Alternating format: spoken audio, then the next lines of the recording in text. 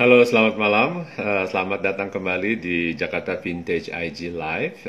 Malam ini kita akan berbincang-bincang dengan Mbak Lucia Kiroyan dari Cinderella from Indonesia, sebuah yayasan. Beliau ini sekarang udah ada sih, jadi saya memperkenalkannya setelah beliau ada ya. Oke. Halo Tante Rasita. Oke. Ini menarik sekali malam ini. Selamat malam Mbak Lucy. Halo, selamat malam Mas Lutfi, apa kabar? Udah lama banget nggak ketemu ya. Iya, kangen banget loh. Aduh Mas, aku tidak melupakan kebaikanmu. Oh, oh. Jangan disebut. Oke, kita sekarang cerita fokusnya adalah ceritanya Mbak Lucy. Oke? Oke. Seperti itu. Nah, aku mau memperkenalkan diri dulu, memperkenalkan Mbak Lucy dulu ya ke teman-teman. Walaupun mungkin udah banyak yang tahu juga, tapi ini biasanya kita kasih perkenalan dulu. Ini Mbak Lucy ini adalah seorang social enterprise, gitu ya. Seorang entrepreneur, betul. Punya bisnis, tapi juga punya kegiatan sosial berbarengan, gitu ya. Ya. Dan yang membawa Mbak Lucy kemana-mana itu adalah kegiatan sosialnya itu. Dan kegiatan sosial itu sangat-sangat unik dan sangat mengagumkan, gitu ya. Unik dan mengagumkan. Membantu. Nah, nanti cerita deh ya. Yang jelas ini kita kenal itu, saya nggak selalu terkagum-kagum dengan kegiatannya, gitu kan. Seorang businesswoman yang biasanya sangat mementingkan usahanya, gitu ya, mementingkan, tapi ini jiwa sosialnya itu tinggi sekali, gitu. Oke. Nah, kita mulai dengan, boleh diceritakan bagaimana awalnya menjadi melakukan kegiatan sosial ini, gitu. Oke, jadi mungkin banyak teman-teman yang belum tahu, nama saya Lucia Evriani Kiroyan, saya founder dari Yayasan Cinderella Indonesia. Yes. Jadi kita sejak 2012 saya bangun center, Mas Lutfi, namanya Cinderella from Indonesia Center. Jadi saya membangun center ini khusus untuk para single mom dulunya awalnya. Jadi untuk para single mom muda, kebetulan saya itu stay di Batam. Jadi saya nggak karena aku pernah melewati sebagai single mom. Jadi itu fokus saya membangun center. Jadi saya berharap cerita saya itu bisa menginspirasi single mom muda supaya mereka tidak putus asa. Karena kita deket banget sama Singapura, jadi banyak sekali godaan-godaan yang mungkin bisa itu kayak ngiming-ngimingin untuk cara cepat lah, untuk menyelamatkan diri. Padahal sebenarnya itu bukan menyelamatkan diri, tapi lebih kepada nanti akan ada masalah yang lebih besar lagi. Jadi karena itu saya bikin center. Nah, center saya itu hanya dulunya bantuin cuman 1-2 orang single mom, sampai akhirnya pemerintah itu melihat gitu bahwa kok programnya Mbak Lucy ini bagus gitu kan, karena kita nggak kasih uang tapi kasih pelatihan. Mereka bisa bikin kita ngajarin bikin kue yang belajar hari ini besok bisa praktek langsung gitu. Nah, dari situ pemerintah langsung ngasih saya ibu-ibu anak jalanan 100, Mas Lutfi. 100 orang. Ibu-ibu anak jalanan. Ibu-ibu anak jalanan. Jadi mereka dititipkan ke center untuk saya latih gitu. Nah, pada saat mereka ke center, itu mereka ternyata bawa anaknya juga, karena mereka nggak punya neni kan, orang untuk makan aja susah. Dan mereka itu rata-rata punya anak 4-8 orang, satu ibu. Satu ibu punya anak 4-8 orang, dibawa semua ke sini. Nah, akhirnya saya mikirkan, wah kalau kayak gini gimana, karena saya juga bukan pengusaha gede, kita juga nggak ada donatur yang tetap, terus duitnya pemerintah juga bukannya banyak gitu kan. Nah akhirnya saya pikir ya udah, kita bikin satu usaha lagi gitu. Nah si ibu-ibu ini saya ajarin bikin boneka, nggak sukses karena bonekanya dibawain pulang, nggak dikembaliin gitu, karena kan boneka Barbie-nya itu mahal gitu, jadi dia nggak mau ngembaliin itu gitu. Akhirnya saya pikir komunitas mana lagi nih yang bisa gitu, jadi aku ngelihat si penjara. Akhirnya si penjara, saya ngelihat kan waktu itu pulang dari Australia, saya kebetulan pernah diajak dinner sama artis Australia yang kebetulan beliau juga polisi. Jadi mereka kasih kegiatan untuk napi anak-anak gitu. Begitu pulang di Batam, saya cari napi anak-anak nggak ketemu. Saya kesasarnya ke napi perempuan. Oke. Nah dari situ akhirnya saya kok cakep-cakep ya gitu, kok banyak napi cakep-cakep ini kenapa gitu, ternyata karena narkoba. Nah dari situlah akhirnya saya pikir kayaknya lucu kali ya kalau aku bisa produksi boneka sekaligus membantu mereka untuk art terapi. Sebenarnya dulu nggak ada niatan mau jualan boneka, jadi awalnya itu cuman pengen kasih kegiatan ke warga binaan perempuan, terus di mana itu bisa menjadi stress relief. Tapi ternyata teman saya di Singapura mau beli gitu, akhirnya ya udah, jadi saya bisa gaji. Jadi awalnya cuman kegiatan aja, akhirnya membesar dari satu penjara di Batam, terus sampai bisa ke 2 penjara. Lalu expand lagi ke Jakarta, dan 2 tahun terakhir sudah expand. Awalnya dari penjara itu sebenarnya fokus saya ke single mom, tapi karena untuk membantu yang lain, akhirnya saya kesasar ke penjara sampai 7 tahun, dan itu ternyata membawa dampak yang luar biasa. Jadi kita sudah ada produksi, cuman karena COVID kita juga tidak. Sementara break dulu, Mas. Oh, sekarang lagi break. Oke. Ya kan nggak boleh, keluarga aja nggak boleh kunjungin mereka. Jadi kita nggak ada kegiatan, cuman ada kegiatan buka puasa bersama aja. Oke. Saya lihat di websitenya itu, Mbak Lucy, itu ada jumlah orang-orang yang sudah dibantu oleh Yayasan Cinderella Indonesia ya. Jadi ada istilahnya tuh narapidana perempuan ada 1030, kemudian ada 1000, kemudian ada street children ada 100,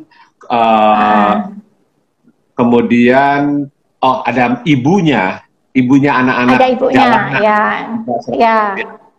Single mother, ada remaja juga ya, narapidana yang dan ada sex worker juga ya. Kemudian ada remaja yang disable ya. Ya, kita ada. Jadi kita saya kebanyakan sih kerjasamanya sama donor asing, Mas. Mas Lutfi. Jadi kalau kayak sex worker itu dulu saya kolaborasinya sama USAID. Jadi kita targeting ya, karena Batam pada saat itu posisinya di posisi ketiga untuk yang kena HIV sama AIDS. Jadi waktu itu saya sempat berkolaborasi dengan USAID di bidang itu. Dengan sex workers ini kegiatannya sama, mereka membuat boneka juga? Oh enggak, kita lebih kepada edukasi ya, lebih mereka care terhadap dirinya. Jadi mereka jangan sampai melakukan seks nggak pakai pengaman, yang lebih kayak gitu-gitu. Lalu ada bantuan tentang kewirausahaan. Jadi kita nggak bisa, ya kita tahu bahwa pekerjaannya itu nggak, ya kita ngomong nggak halal, tapi gimana lagi mereka mereka sudah bertahun-tahun di situ, jadi kita kasih mereka alternatif. Mana tahu mereka juga mulai belajar bikin kue, terus menjahit kayak gitu-gitu yang kita lebih ke entrepreneurship-nya. Oke, ini kan ini mungkin bisa dijelaskan di sini sama ke teman-teman di sini. Kan yayasannya namanya adalah Cinderella from Indonesia. Oke. Iya. Nah, kemudian produknya, kalau bisa dibilang produknya itu adalah batik girl. Itu adalah boneka, Iya. boneka yang pakai baju batik gitu ya. Dan Ya, batiknya itu boneka Barbie pakai batik. ya, boneka Barbie dengan pakai baju batik, dan batiknya itu batik bekas sumbangan dari teman-teman gitu ya. Mungkin bisa diceritakan Iya, betul. mengenai batik girl ini, perkembangannya gitu, ceritanya gimana? Iya, jadi kalau awal-awal dulu saya kan seperti yang saya jelaskan bahwa niatnya bantu untuk napi yang kena narkoba. Jadi kita memang khusus untuk para teman-teman yang memang kena kasus narkoba, kan hukumannya lama. Jadi saya bermain dengan teman-teman yang hukumannya 10 tahun ke atas. Nah, si boneka kami itu intinya itu kenapa kita bikin boneka batik girl itu, pertamanya saya concern banget untuk art terapi tadi. Jadi kita latih mereka 3 hari, lalu kita support bahan-bahannya. Habis itu mereka harus kreatif. Boneka kami nggak ada yang sama, satu boneka satu. Lalu kalau mereka lulus hasil kerjanya lulus quality control, mereka dapat salary gitu, Mas. Jadi kita lebih ke memang bisnis saya itu 80%-nya lebih ke sosial, 20% baru bisnisnya gitu. Jadi kita memang kenapa bikin batik girl ini, ya memang tujuannya membantu teman-teman kita yang di warga binaan. Nah, kita jual ke luar negeri, lalu untungnya kita untuk yaitu yang di website bisa ya mereka yang menerima ke benefitnya begitu, dikembalikan lagi ke komunitas. Oke. Nah, ini kan saya lihat Mbak Lucy ini kan tadi bilang sendiri bahwa bukan pengusaha besar gitu kan ya. Jadi pengusaha tapi mungkin yang menengah gitu kan ya. Tetapi saya lihat yayasannya itu cukup masif gitu ya, karena bukan hanya di Batam tapi juga di Surabaya, di Jakarta juga gitu kan. Dan udah membawa oleh dari pemerintah Amerika, dari pemerintah Australia, kemudian juga salah advisernya juga dari istri gubernur Kepulauan Riau ya. Iya, salah satu advisor kami ya. Itu gimana caranya menggalang dana? Menggalang dana sampai yayasannya itu berjalan terus nih. Karena kan biasanya salah satu problem dari social entrepreneurship atau social enterprise adalah itu gimana supaya bisa diceritakan, apa memang Mbak Lucy uangnya banyak banget gitu? Itulah ya, semua orang kalau ngelihat saya tuh kayaknya aku banyak duit gitu, tapi enggak, Mas. Awal-awal dulu bikin batik girl itu saya modalnya cuma 10 juta. Nah, jadi ini yang saya ingin ajarkan ke teman-teman gimana supaya attract para sponsor. Jadi saya selalu melakukan apapun itu sendiri dulu. Dengan uang yang ada, dengan kemampuan yang ada, itu saya trial errornya pakai duit sendiri. Nah, biasanya dari situ saya upload tuh ke sosmed.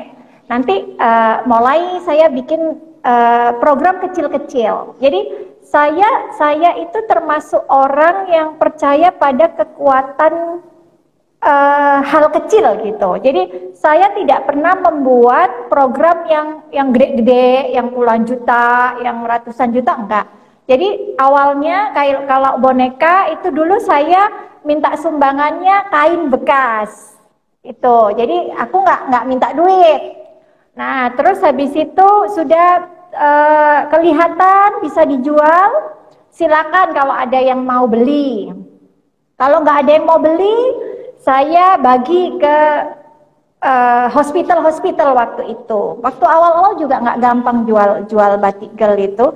Nah, akhirnya banyak orang yang, aku mau ikut dong gitu. Satu boneka 150.000 donasi gitu.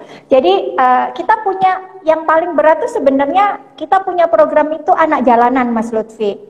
Kita setiap bulan harus mensupport, itu catatannya ya, harus mensupport 100 keluarga anak jalanan sembako. Karena saya sudah melarang mereka untuk di jalan. Dan orang tuanya minta kompensasi. Nah, itu tiap bulan saya harus mengeluarkan 100 sembako untuk mereka. Nah, saya dalam dananya itu satu orang bantu satu anak. Itu cuma 150.000. Itu udah jalan 7 tahun. Jadi kita rawat mereka sampai 18 tahun. Jadi saya masih ada sekitar. Nah, jadi saya lebih kepada kekuatan kecil tak kumpulin gitu. Nah, dari situ nanti kalau yang gede, kenapa saya bisa keluar negeri gitu kan, Mbak Lucy ini dikit-dikit keluar negeri.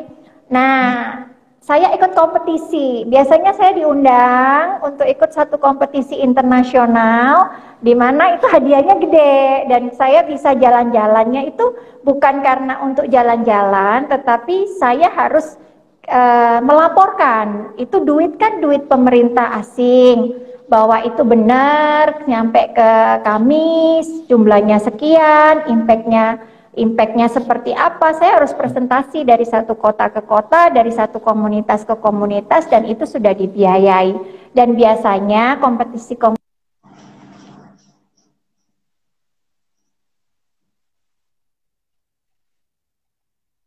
hadiahnya bisa puluhan ribu dolar. Oke. Dan itu masuk ke dalam yayasan untuk kegiatan yayasan. Ya, kita harus report. Ya. Jadi kita kompetisinya itu membentuk satu program, di mana program itu harus mempunyai impact yang cukup besar terhadap isu-isu sosial yang memang krusial gitu. Nah, kebetulan ya kayak Mas Lutfi bilang, program saya itu unik gitu. Sebenarnya nggak ada yang, menurutku nggak susah gitu. Semua orang bisa bikin boneka, tapi kenapa kok saya bisa sampai ketemu Presiden Obama juga hanya karena si boneka ini? Nah, karena mungkin unik gitu. Tidak banyak perempuan yang mau keluar masuk penjara dan konsisten selama 7 tahun gitu. Ini saya masih, dan impactnya tidak hanya di Batam. Ya, padahal bukan alumni penjara ya, nggak ada hubungannya sama. Nggak ada.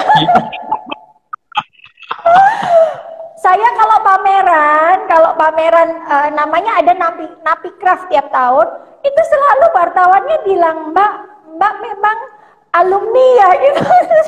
Saya bilang, tanya, emang ada ya tampangku alumni situ. Jadi mereka pada ketawa gitu. Jadi ada beberapa penghargaan yang memang gini, tidak banyak orang yang katanya saya itu cakep, saya itu pinter, kok mau keluar masuk penjara gitu. Sebenarnya itu aja poinnya saya bisa keliling-keliling gitu. Oke, saya tanya, ini pasti ada yang nanyain juga, karena kan judul pembicaraan kita Cinderella Story. Oke, terus yayasan Mbak Lucy kan itu Cinderella from Indonesia. Itu boleh diceritakan kenapa Cinderella? Ya. Jadi gini, nama Cinderella ini sebenarnya saya dapat waktu saya belajar di Amerika.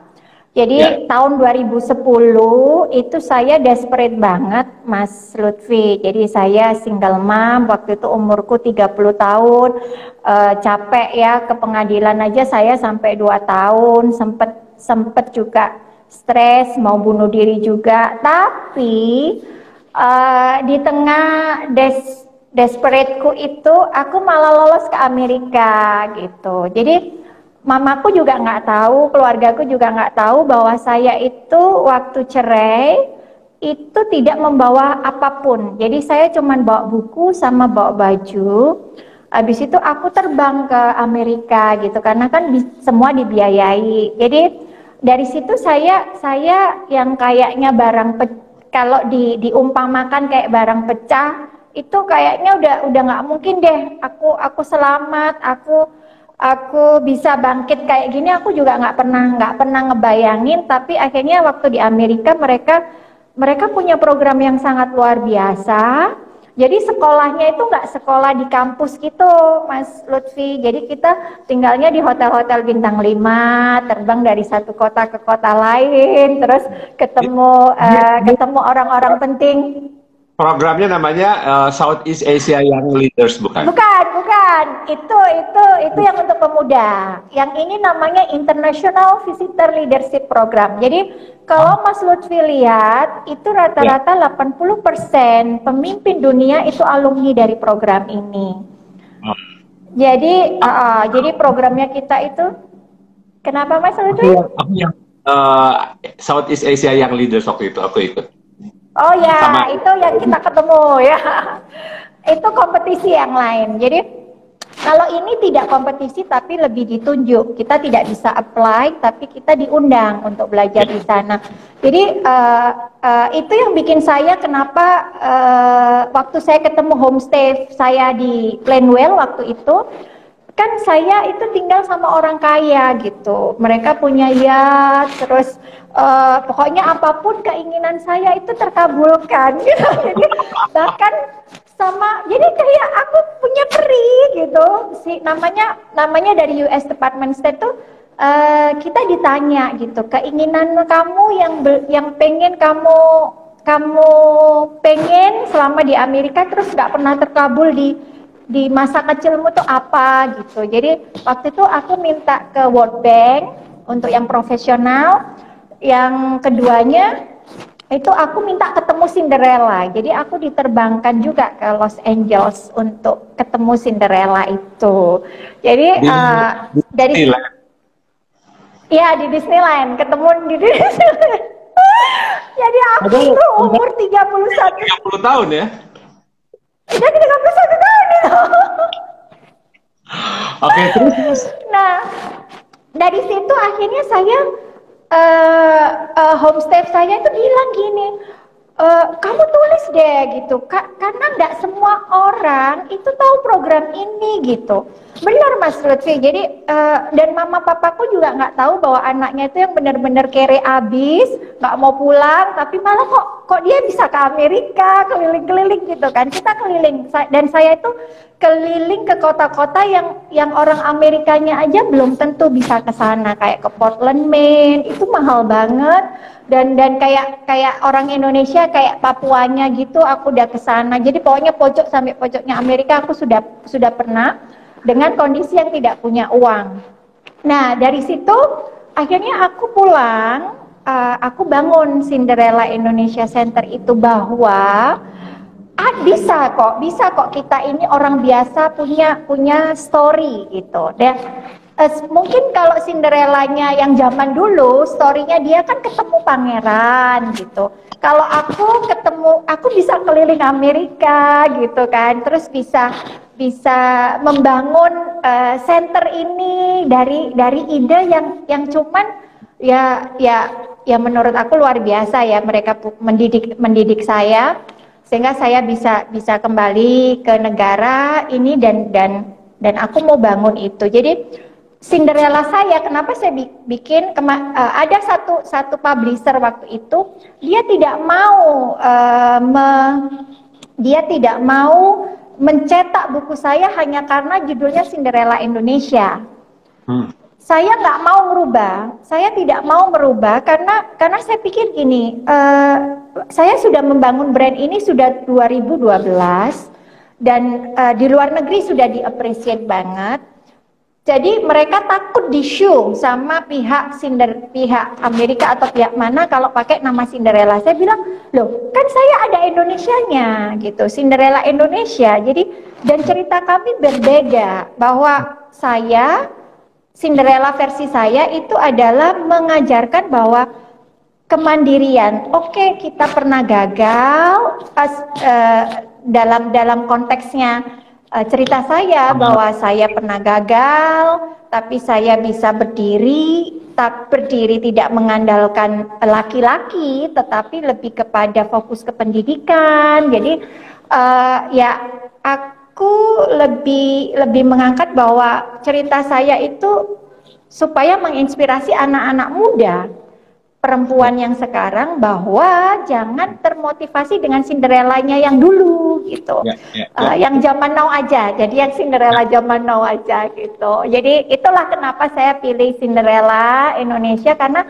ya saya mengalaminya bahwa yang katanya magic, mungkin magicnya bukan magic yang ada ibu peri atau apa gitu, tapi dalam kondisi yang menurut saya tidak masuk akal. Saya cuma punya buku doang waktu itu dan baju, tapi saya bisa keliling ke Amerika, saya bisa belajar apapun. Ditanya Mas Lutfi, saya itu mau ketemu siapa, mau belajar apa, jadi dan itu diterbangkan. Jadi saya bisa ketemu salah satu namanya Indonesian Desk, itu adalah orang kalau bisa bertemu dengan mereka itu seperti advisernya. Kebetulan presidennya waktu itu Presiden Obama.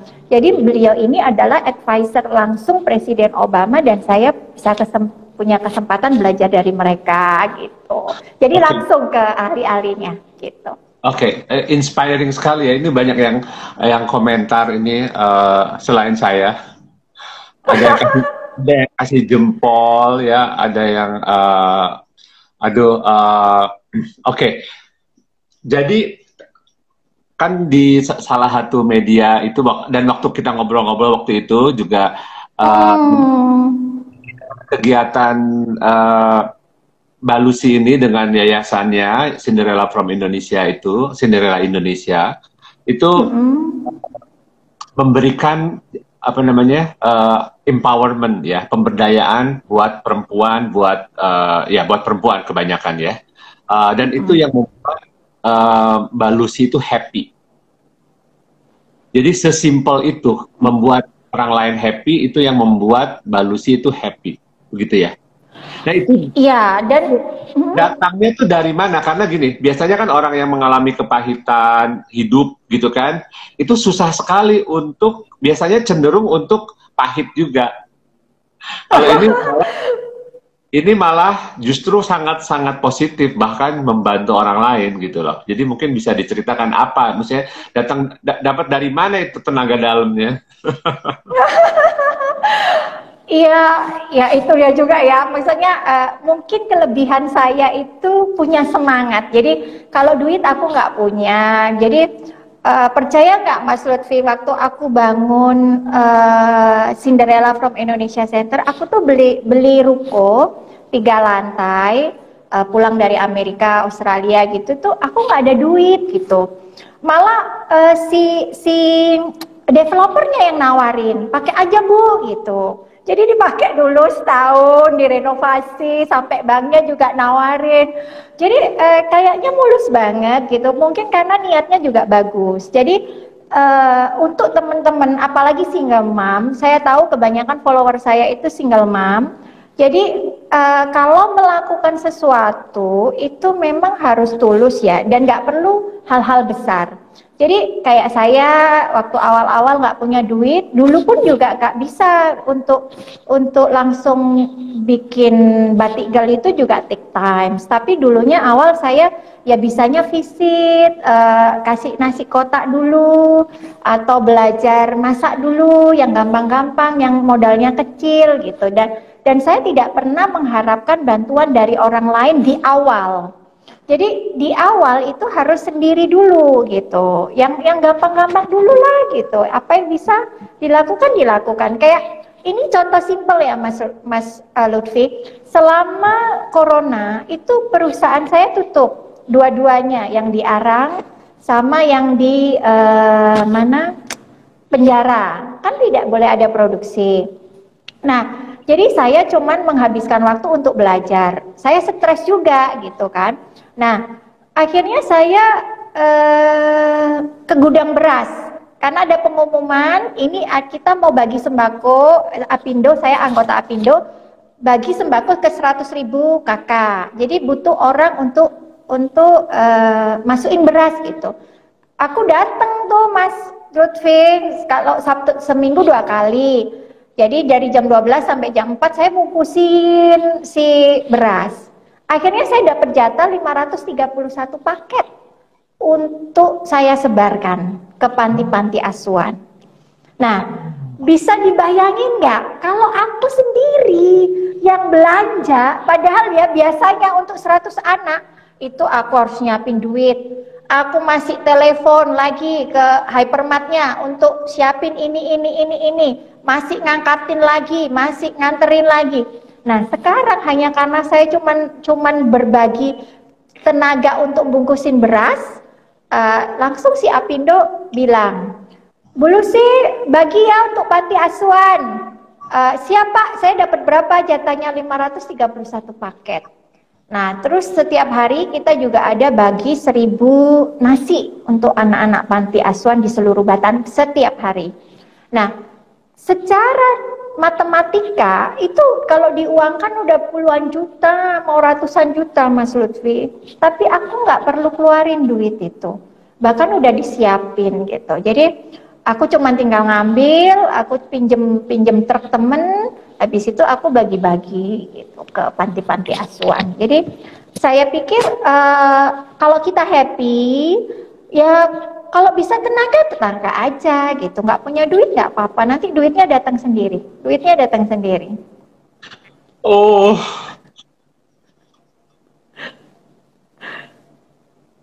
sorry. Oh iya, beneran. Terus ini, saya yang paling susah kalau untuk panti, untuk anak jalanan, saya yakin aku tinggal share ke Facebook itu gampang.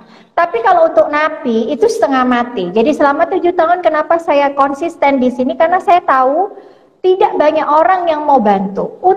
Untuk buka puasa bersama itu yang muslim 90% napi wanita maupun napi anak itu muslim.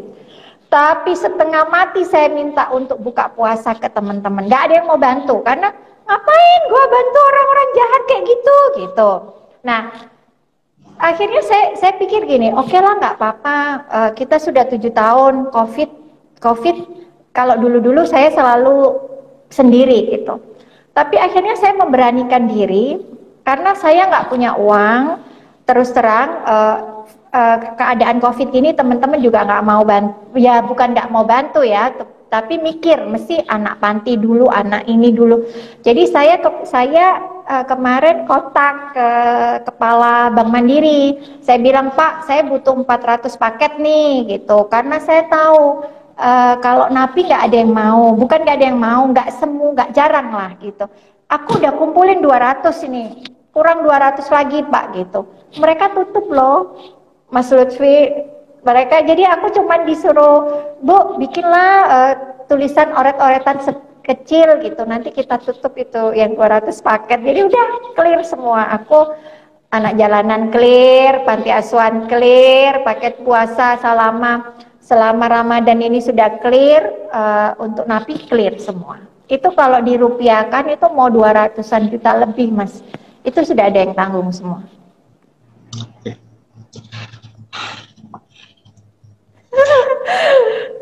Jadi kalau melihat saya bukan orang kaya, saya nggak ada duit. Tapi kalau untuk mengerahkan bantuan bisa lah. Saya bacakan komen-komen aja ya. Oh ya, aku kok nggak bisa melihat komen ya? Kenapa ya Mas Lutfi? Nggak tahu, karena suka gitu, tergantung apa nggak tahu deh. Saya juga bingung, ada beberapa yang kayak begitu. Oke. Apa komennya? Dari Permadi Wahyu, semoga akan bermunculan Cinderella lainnya di Indonesia. Kemudian dari Tipik Tit Didi, oke, luar biasa, awesome. Terus dikasih jempol. Dari Galuh, itu teman saya di Bali, dia bilang how inspiring. Kemudian Galuh juga bilang the powerful of kindness. Oke. Ini kayak saya agak speechless terus. Kenapa Mas? Amazing banget ceritanya, kata Iren. Iren Setiawati. Oke. Ya, oke. Nah, oke. Mungkin cerita yang lain dulu deh. Biar tidak Oh iya, terlalu. ya gini. Untuk buku, untuk yang penasaran kenapa sih aku bikin brand Cinderella Indonesia, lalu Ya. apa sih International Visitor Leadership Program itu?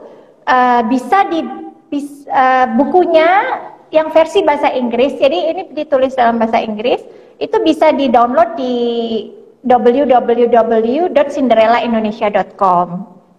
Ya. Gitu. Jadi Ada ya. bisa dibaca di situ semua. Ada PDF-nya ya di situ ya. Ya, ya, ya. Jadi sekalian nyumbang, jadi bisa lihat langsung. Jadi bahwa kalau pengen baca di situ bisa klik, lalu kan ada berbayar murah juga. Itu langsung ke yayasan kok. Jadi mereka langsung bisa lihat sendiri duit mereka bakalan kemana gitu. Oke. Kita kasih report secara terbuka. Itu balik lagi ke cerita yang buku apa si penerbitnya menolak memakai kata Cinderella Indonesia. Iya. Akhirnya kok bisa tetap berjalan tuh gimana ceritanya? Jadi saya nggak pakai publisher Sendiri jadi. ya, itu publishernya kan yang paling gede di Indonesia. Saya nggak bisa sebutin, tapi mereka tidak berani. Jadi saya yang maju sendiri. Jadi publishernya saya yayasan. Kebetulan saya kemarin sempat konsultasi di pihak perpustakaan bahwa saya ini hanya untuk menceritakan dan memotivasi anak-anak muda, tidak ada unsur komersial, dan ini langsung ke yayasan untuk bantu-bantu kegiatan sosial.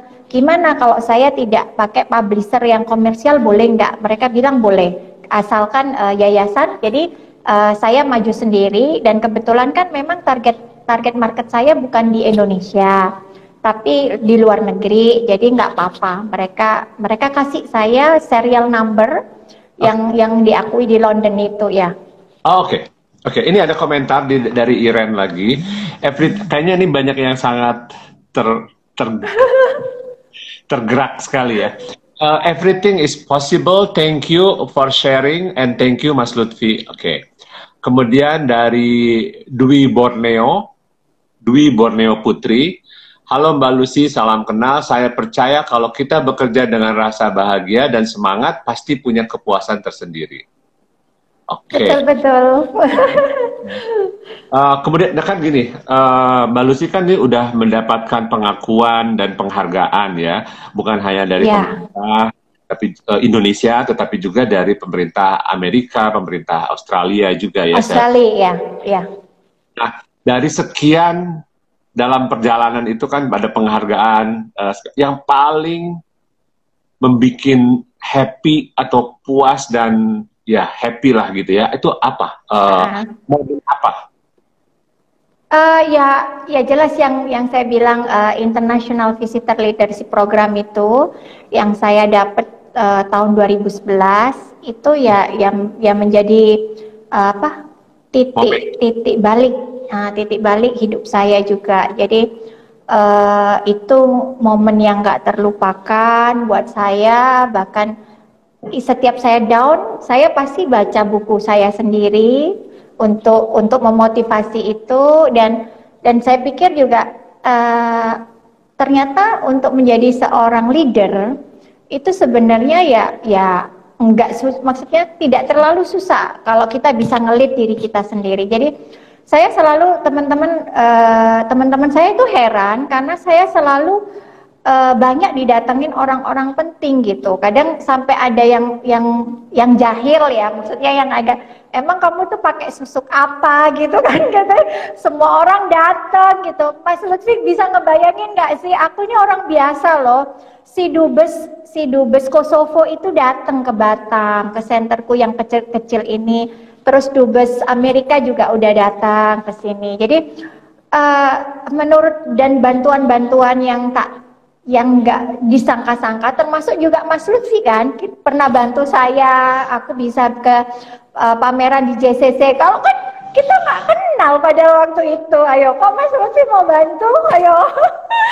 Kalau dipikir-pikir nggak make sense. Jadi waktu teman saya nanya, kebetulan saya kenal Mas Lutfi kan dari Rila. Dari Rila teman saya di Singapura. Jadi aku memberanikan diri karena Rila bilang gitu, coba deh kamu kontak Mas Lutfi gitu. Ya aku memberanikan diri gitu kan.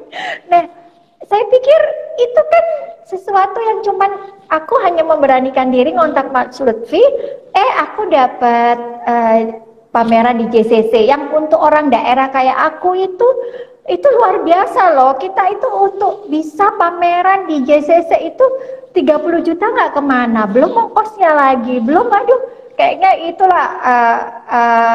Saya berterima kasih sekali Mas Lutfi mau bantu juga gitu kan. Dan saya yakin sekali bahwa ya mungkin karena saya punya kekuatan yang apa ya, ingin membantu orang lain tapi nggak mau ngerepotin, walaupun pada akhirnya saya ngerepotin orang, tetapi yang direpotin itu yang nawarin diri gitu loh. Jadi aku Ya itu nggak pernah mungkin maksa. beneran punya, Mbak, mungkin beneran punya susuk. Tapi susuknya dipakai buat kebaikan, buat orang lain gitu kan ya. Ya, aku nggak tahu ya. Mungkin karena aku harus mengakui, aku itu spiritualnya nggak bagus dalam arti, ya aku menjalankan sholat 5 waktu. Saya itu punya kepercayaan yang sangat tinggi bahwa Tuhan itu ada gitu. Jadi itu yang bikin saya kuat. Terus saya yakin at the end Tuhan itu pasti kirim orang-orang untuk bantu saya di saat saya mungkin terpuruk atau mungkin last minute saya butuh bantuan, pasti ada aja yang bantu gitu, Mas Lutfi. Oke. Nah Itu ini sih. mungkin ini sebenarnya saya oke, sebelum saya nanya satu pertanyaan ya, ini ada pertanyaan, ini kayaknya rame banget nih, seru pembicaraan. Aku bacakan ya. Oke, Oke. dari atas. Halo Mbak Lucy. Oke, tunggu sebentar. Maaf. Oh, dari Iren lagi, bagaimana menghadapi penolakan? Pernah nggak Mbak ditolak? Gimana, pernah ditolak? Ya, aku sering ya. Apalagi kalau saya itu dealing dengan komunitas-komunitas yang tidak disuka, dalam arti sama napi, sex worker, itu kan komunitas-komunitas yang sangat dihindari oleh perempuan lainnya gitu. Jadi ditolak, saya punya kepercayaan begini. Saya lupa ini punya ini dari motivator mana, tapi saya pernah membaca satu buku, kayaknya Richard Branson ya, itu pernah ngomong kalau kamu ditolak itu berarti keuntungan untuk kamu berlipat ganda. Jadi kamu nggak mau, syukur, berarti itu akan ada benefit ke saya 2 kali lipat gitu, karena dia nggak mau. Harusnya kalau dia mau kan aku berbagi keuntungan sama dia. Tapi karena dia nggak mau, aku tawarin untuk kolaborasi gitu kan. Karena saya selalu kekuatan saya itu pada kolaborasi. Memang awalnya saya sendiri, tapi untuk besar saya harus kolaborasi. Dan untuk orang-orang yang menolak saya berkolaborasi, saya tidak pernah sakit hati. Karena prinsip saya yaitu tadi, kalau saya menawarin kolaborasi, kamu nggak mau, berarti kamu yang nolak rezeki lo ya, bukan saya ya. Berarti rezekinya kembali ke saya 2 kali. Jadi semenjak itu saya nggak pernah lagi kalau penolakan itu di dalam imajinasi otak saya, rekeningku bertambah, terus mereka yang rugi gitu. Karena nggak mau kolaborasi sama aku, mereka yang rugi gitu. Jadinya aku semangat terus, Mas Lutfi. Oh. Aduh, semakin mengagumkan sekali nih. Ini ada yang Mbak Iren nanya lagi kayaknya. Mbak Iren penasaran sekali sama Mbak Lucy. Itu Nafikap, yang pameran di JCC itu namanya Telkom Craft ya, waktu 2017. Oh ya, Telkom Craft, ya.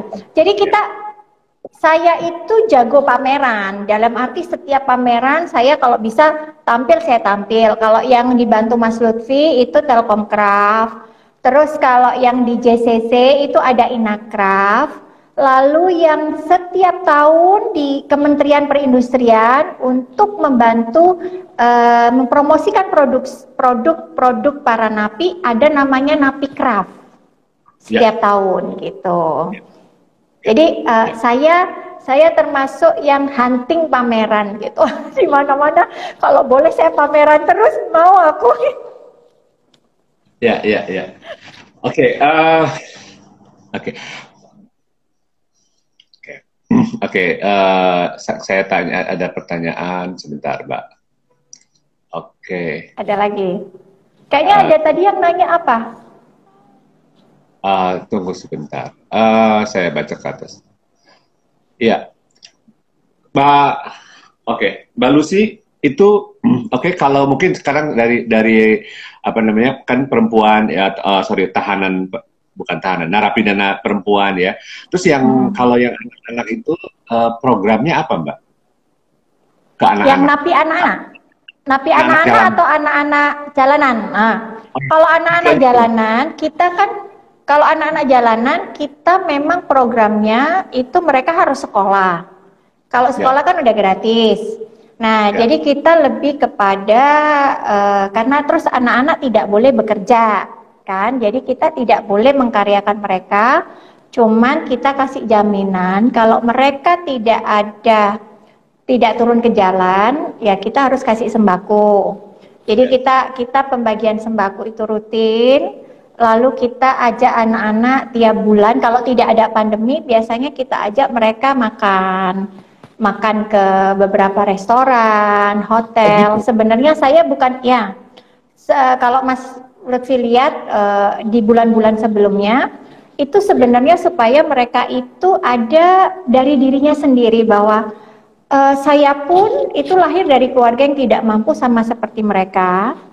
Tapi mereka juga harus berubah, mereka harus mau sekolah. Nah, kalau kita terus yang ini agak susah ya, kan kontrolnya. Jadi saya lebih menumbuhkan kepercayaan diri mereka, supaya mereka, kalau Bu Lucy bisa, kenapa aku nggak bisa gitu. Jadi kita kasih mereka, kenapa saya ajak mereka, biasanya kalau Lebaran, kalau tidak pandemik, saya bawa mereka ke mall, Mas Lutfi. Mereka bisa pilih sendiri ya. Satu orang dapat jatah 150.000. Mereka boleh pilih sendiri bajunya. Jadi saya blok itu satu toko di mall. Saya bilang ke orangnya bahwa walaupun anak-anak jalanan, mereka harus dilayani seperti anaknya orang kaya.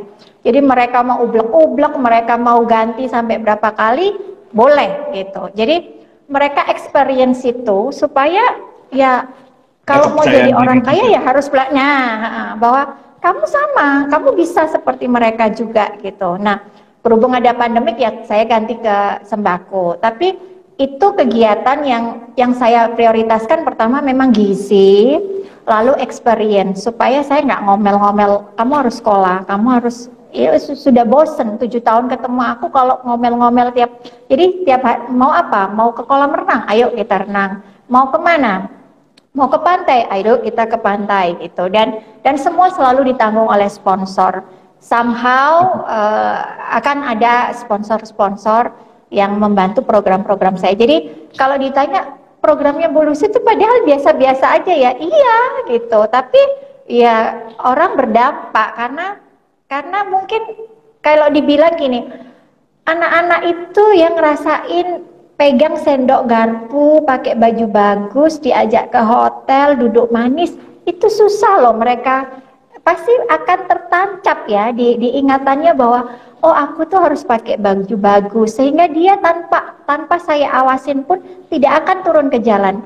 Orang turun ke jalan juga nggak percaya kalau dia udah punya pakai baju bagus, sudah mau mandi. Dulu nggak bisa. Sekarang mereka kalau mau ketemu saya udah pasti pakai baju bagus. Karena kita mau makan di restoran, kita mau makan di hotel, kita mau ke pantai. Jadi dia sudah terbiasa sehingga, dan dia tidak punya rasa iri ke anak orang kaya. tidak boleh, karena sebenarnya kan apa ya, akar dari kejahatan itu kan yang dilakukan anak-anak jalanan, dia iri kepada anak-anak orang kaya. Kenapa aku nggak bisa begitu? Kenapa aku? Sehingga dia mencuri, dia ini. Jadi sekarang nggak, kamu sama, kamu kepengen tinggal di tempat orangnya, ya maksudnya tempat orang kaya itu center, mereka bisa tidur di tempat saya, anak-anak boleh tidur di tempat saya yang mau, kalau nggak mau nggak apa-apa. Jadi kamu punya, kalau kamu malu sama orang tuamu, sebenarnya itu kamu bisa sebut kalau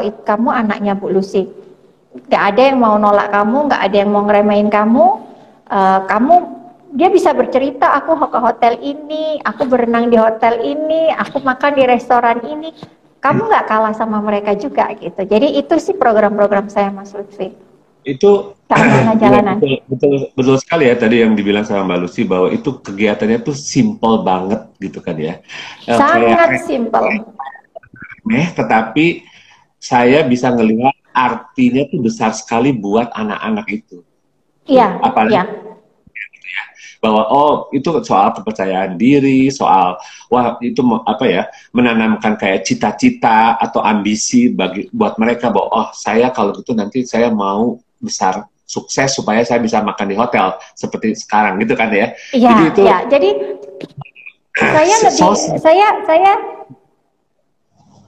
saya lebih percaya pada membangunkan kekuatan dari dalam dirinya mereka sendiri. Jadi dengan begitu, kalaupun saya nggak ada, ini saya kan ancang-ancang mau S2, Mas Lutfi, ke luar negeri ya. Yang saya pikirkan itu bukan napi, bukan yang ibu-ibu ini, tapi anak-anak yang saya pikirkan. Tapi saya pikir saya sudah menanamkan basicnya selama 7 tahun. Insya Allah lah kalau saya tinggal sebentar. Tetapi ternyata Tuhan mendengarkan. Ternyata ada Hypermart, ada teman-teman, sehingga kalau saya nanti ke mana, ke UK itu masih bisa berjalan, dan anak-anak ini pasti nurut juga gitu, karena saya sudah tanamkan bahwa mereka harus behave ke para donatur. Oke. Mbak Lucy pasti punya tim dong ya, kalau misalnya Mbak Lucy nanti kuliah selama 2-3 tahun di UK gitu, terus siapa? Satu tahun. Kenapa? Timnya, saya sekolah cuma 1 tahun, beasiswa saya harus selesai 1 tahun. Jadi saya memang memilih sekolah yang tidak lama, karena itu kenapa saya milih UK. Untuk tim, ya saya ada tim, nggak mungkin sendiri, Mas Lutfi. Boleh diulang, Mbak? Karena kan beasiswa saya cuma setahun. Jadi ya setahun. Saya memang memilih negara yang paling cepat gitu, karena saya nggak mau ninggalin yayasan lama-lama. Timnya sudah saya bangun, sehingga walaupun saya di luar negeri, saya jamin anak-anak masih bisa menerima sembako itu ke depan ya. Thank you, teman-teman. Kembali lagi di Jakarta Vintage IG Live. Kita sedang mendengarkan cerita yang sangat luar biasa dari Lucia Kiroyan, dari Yayasan Cinderella from Indonesia. Silakan Mbak, tadi jawabannya bagaimana? Pertanyaannya, kenapa aku merelakan anak-anak tinggal sama neneknya? Sebenarnya sih begini, Mas, seperti yang aku jelasin tadi, bahwa waktu awal-awal cerai kan aku cuman bawa buku sama baju. Jadi kita juga beberapa kali ke pengadilan, sempat 2 tahun ya prosesnya. Jadi terus aku bisa sekolah juga. Jadi kakakku, keluargaku semua mengatakan bahwa secara finansial pada saat itu aku tidak siap gitu. Sedangkan mantanku itu anak tunggal dari keluarga yang berada.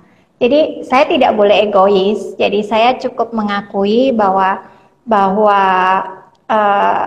anak-anak akan lebih baik nasibnya jika dia bersama mantan saya gitu. Karena secara finansial mereka lebih mampu. Dan saya memang karena mimpinya memang dari dulu sekolahnya tinggi. Semangat saya belajar itu tinggi banget, jadi nggak ada yang menghalangi gitu. Jadi kemarin akhirnya saya berdamai dengan mantan. Kebetulan pada saat itu mantan juga sudah langsung menikah, jadi role modelnya bagus gitu. Jadi ada ibu, ada bapak gitu kan, dan kebetulan istri yang baru ini sangat baik hati. Jadi kalau waktu itu kan sempat gimana, sempat ke pengadilan lagi juga untuk rebutan anak gitu kan. Lalu tak pikir-pikir, loh orang istrinya baik gitu. Terus sayanya sendiri secara finansial nggak mampu. Terus saya sibuk sekolah kan waktu itu saya ke Amerika, saya ke Australia, saya ke Amerika lagi. Jadi ya saya anak-anak bakalan keteteran kalau ikut, saya pun keteteran kalau anak-anak ikut saya gitu. Jadi akhirnya kita win-win solution bahwa nggak apa-apa, anak-anak juga oke, istrinya ternyata juga baik banget, mama papaku juga di Surabaya, om kakak-kakakku di Surabaya, jadi kayaknya anak-anak nggak masalah gitu. Jadi kalau dibilang saya egois, sebenarnya kalau saya melihat ke teman-teman saya yang single mom yang memaksakan diri anaknya harus ikut dia gitu, padahal dia tidak mampu. Kalau saya malah karena saya tahu saya tidak mampu membesarkan anak-anak dalam arti finansial. Jadi dulu perjanjiannya begini. Waktu itu ya? Waktu itu ya? Ya, waktu itu. Mantan saya itu bilang bahwa dia tidak akan memberikan sepeser pun untuk saya dan anak-anak jika anak-anak mengikuti saya. Padahal saya tahu anak mantan suami saya itu anak tunggal, anaknya orang kaya, jadi nggak fair dong gitu. Jadi ya saya pikir juga neneknya baik, ex-husband saya juga baik sebenarnya, dia nggak baiknya cuma sama saya doang. Jadi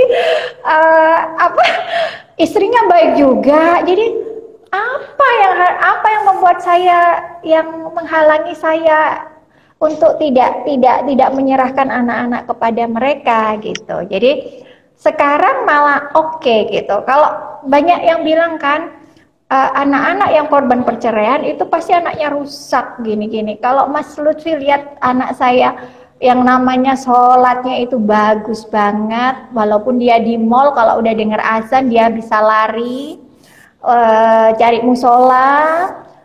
Anakku semua rankingnya dari 1 sampai 3, naik turunnya cuman itu, dan berprestasi secara atlet. Jadi anak-anakku juga atlet. Jadi kalau dilihat saya itu sekarang ini itu lagi happy-happynya banget. Jadi anak-anak saya tumbuh dengan sangat bagus, hubungan saya dengan mantan suami, dengan istri barunya juga sangat bagus, lalu karir saya juga sangat bagus. Nggak ada yang perlu diributkan karena saya bisa ketemu anak-anak kapanpun saya mau, saya bisa mengajak anak-anak kapanpun saya mau untuk liburan. Jadi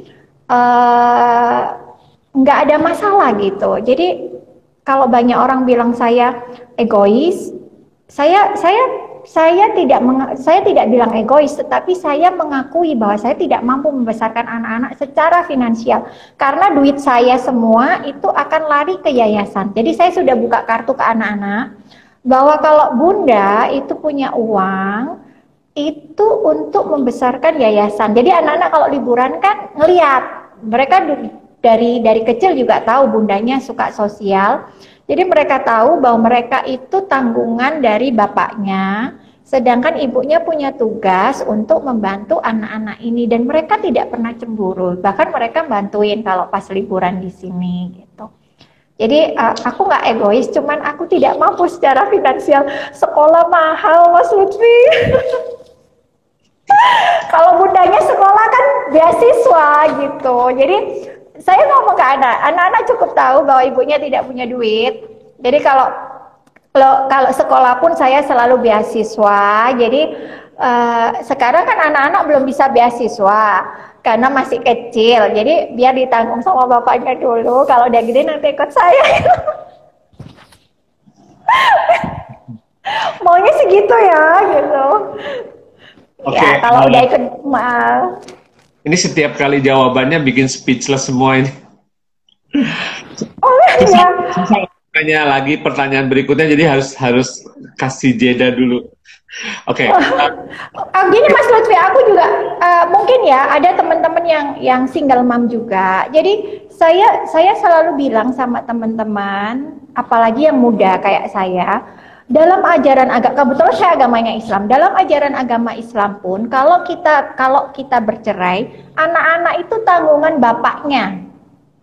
Anak-anak tanggungan bapaknya. Jadi ada teman-teman yang dia egois, dia nggak mampu secara finansial, tapi dia bilang aku nggak bisa pisah sama anaknya. Lu yang egois. Orang bapaknya mampu, neneknya mampu, nggak mungkin juga anaknya nggak dipelihara ya kan gitu. Kita lagi sakit. Kalau namanya perempuan kalau pisah itu sakitnya luar biasa daripada laki-laki. Nggak akan bisa ngeres anak dengan baik. Kecuali didukung dengan finansial yang oke gitu. Karena saya nggak didukung finansial, ya lu mau oke lah, silakan gitu. Asalkan hubungan saya dengan anak-anak bebas. Tapi ya memang rezeki aku juga, mantanku baik, istri barunya juga baik banget gitu kan. Jadi ya rezekinya orang baik kali Mas ya. Ya, oke. Mbak Lucy, thank you so much. Ini waktunya sama Sama-sama. inspirasinya terutama. Itu benar-benar lebih seru dan lebih mengharukan daripada Cinderella beneran. Soalnya Cinderella yang ini kan udah punya anak gitu loh. Jadi ceritanya lebih complicated gitu kan. Iya. Oke, mungkin terakhir Kak, ada apa? Mungkin kata-kata mutiara untuk teman-teman di sini apa yang bisa memberikan inspirasi atau apa terserah silakan mungkin silakan. Kalau saya ya pesen buat teman-teman sih mungkin khususnya yang perempuan ya, kalau Anda memang kayaknya ngerasa gagal, apalagi di Indonesia gagal dalam pernikahan tuh kayaknya sudah akhir segalanya gitu kan. Tapi ya intinya kan kita nggak ada yang mau cerai, lalu kita juga nggak perlu pusingin omongan orang. Yang penting kita tahu bahwa apa yang kita rasa itu tidak membuat kita bahagia, ya tinggalkan. Kalau itu membuat bahagia, apalagi memberikan manfaat untuk sekitar Anda, ya lakukan. Udah itu aja. Oke, Yang penting thank you so tidak much. menyusahkan orang. Ya. Oke, ini ada yang komentar nih Mbak Lucy, ini komentarnya, aduh speechless, kayak saya aja itu speechless, mau mengakui kekurangan secara terbuka, dia salut sekali. Kayaknya Oh yang iya, aku salut banyak ini, kekurangan. yang salut ini bukan satu orang, ini kayaknya semua yang dengerin dan oke. Terima kasih sekali lagi untuk waktunya, inspirasinya sangat inspiring. Sama-sama. Sangat apa ya, membuka hati kita semua. Apa mungkin kita harus duduk lagi nanti kapan-kapan ngobrolin Oh iya, lebih. iya silakan, banyak. Jadi kan mungkin karena ini kan masih story ya. Nanti kan dalam perjalanannya Cinderella 7 tahun, Mas Lutfi yang wawancara ini baru 1 tahun pertama. Yang diwawancara itu hanya 1 tahun pertama. Perjuangannya untuk mempertahankan ke-7 tahun tuh lebih berdarah-darah menurut saya. Oke, baik. Baik, Mbak. Oke, besok. Jadi ini pembicaraan kita ini akan ditayangkan di YouTube beberapa hari kemudian, juga di Spotify. Oke. Search aja Jakarta Vintage gitu, nanti akan keluar tuh. Nanti aku share. Ya. Kemudian besok jam 8 malam kita akan ber-IG live lagi dengan David Irianto.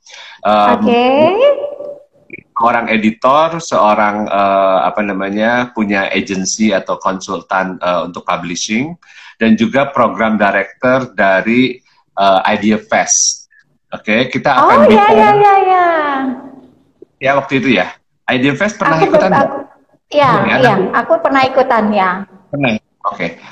Ya, jadi dia ini program direkturnya. Nanti kita akan bicara mengenai banyak topik. Salah satunya adalah mindfulness. Oke. 8 malam di Jakarta Vintage IG Live. Untuk sampai ketemu besok. besok lagi ya. Thank you semuanya teman-teman. Thank you udah Aku standby. yang makasih udah standby teman-teman ya. Makasih ya. Oke, bye-bye.